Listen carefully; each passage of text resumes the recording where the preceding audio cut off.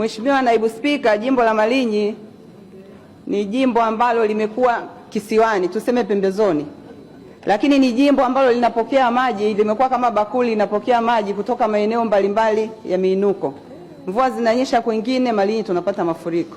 Hali hii imeathiri sana barabara zetu kule Malinyi za TARURA na TANROADS.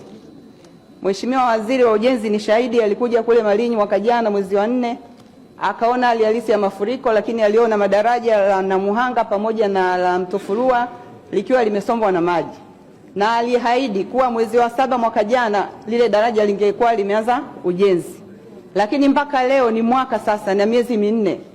Ujenzi wa daraja la Mtofurua halijaanza, wala pale Namuhanga walianza kidogo lakini wamekwama. Mkandarasi haonekani site, hamna kingine chochote kinachoendelea. Mheshimiwa Naibu Spika, madaraja haya yamekuwa ni changamoto kubwa sana kwa usafiri na usafirishaji wa mazao, lakini pia na pindi tunapopata misiba, kwa sababu daraja la Mtofurua linaunganisha kata 4. Kata ya Sofi, kata ya Mtimbira, kata ya Igawa pamoja na kata ya Biro. Wananchi wamekuwa wakipata shida sana. Wanapata misiba, wanashindwa jinsi ya kwenda kuzika. Inabidi wazikwe huko upande mwingine, ng'ambo nyingine, wengine wazikwe huko. Mheshimiwa Naibu Spika, naomba sana serikali iangalie swala hili la haya madaraja. Lakini nipende kuongea na barabara. Mheshimiwa Naibu Spika, barabara ya lami kilomita 112 kutoka Ifakara kuja Lupilo kuja Mtimbira. Hii barabara imekuwa kwenye ilani ya Chama cha Mapinduzi zaidi ya ilani 6. Lakini bado kwenye kitabu cha bajeti cha Wizara ya Ujenzi imekuwa nayo ikitajwa kila mwaka. Na leo tena nimeona kwenye peji ukurasa wa 26 imeelezwa kuwa wanaenda kujenga barabara ya lami kilomita 112 kutoka Ifakara Lupilo Malinyi, na mkandarasi yupo anajipanga ili kuanza ujenzi. Lakini Mheshimiwa Naibu Spika, haya yanakuwa ni maneno tu. Mimi niombe serikali kwa wananchi wa Malinyi ambao ni wilaya inayozalisha kwa kiasi kikubwa mazao ya ufuta, mpunga, korosho pamoja na mazao mengine, na bado yana mazao mengine ya kimkakati. Barabara hii ni muhimu sana.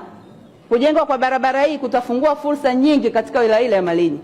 Ni kuombe Mheshimiwa Naibu Spika, barabara hii ipewe kipaumbele cha aina yake.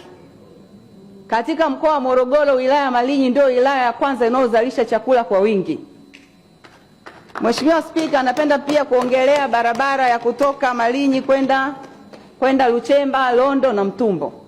Barabara hii ni miaka mingi inawekwa kwenye ilani. Na barabara hii pia ni miaka mingi inazungumziwa. Na barabara hii inaenda kuunganisha mkoa wa Morogoro na mkoa wa Ruvuma. Lakini barabara hii bado haipewi kipaumbele kinachostahili. Barabara hii itakapokwenda kufunguliwa, fursa nyingi zitafunguka. Tutafungua fursa za biashara, za uwekezaji, za utalii, za madini, za kilimo, pamoja na kuongeza thamani ya mazao yanayozalishwa katika pande hizi mbili. Mheshimiwa Mwenyekiti, Mheshimiwa Naibu Spika, nikuombe sana serikali yetu iweze kwenda kufungua hii barabara. Ni muhimu kwa mikoa yote miwili pamoja na watu wengine watakaotumia barabara hii. Lakini Mheshimiwa Naibu Spika, bado pia Malinyi tuna tatizo la kivuko ambacho ni barabara ile inayounganisha Malinyi kwenda wilaya ya Mlimba, kivuko cha Kikove. Huu mradi umeanza mpaka sasa ni miaka 9, lakini haujakamilika mpaka sasa. Niombe Wizara ya Ujenzi kufanya tathmini ya kina, kujua tatizo la huu mradi, kwa nini unakwama mpaka leo unaenda mwaka wa 10. Na kitu kilichobaki ni kidogo tu. Sidhani kama hata milioni 400 inafika kukamilisha ule mradi.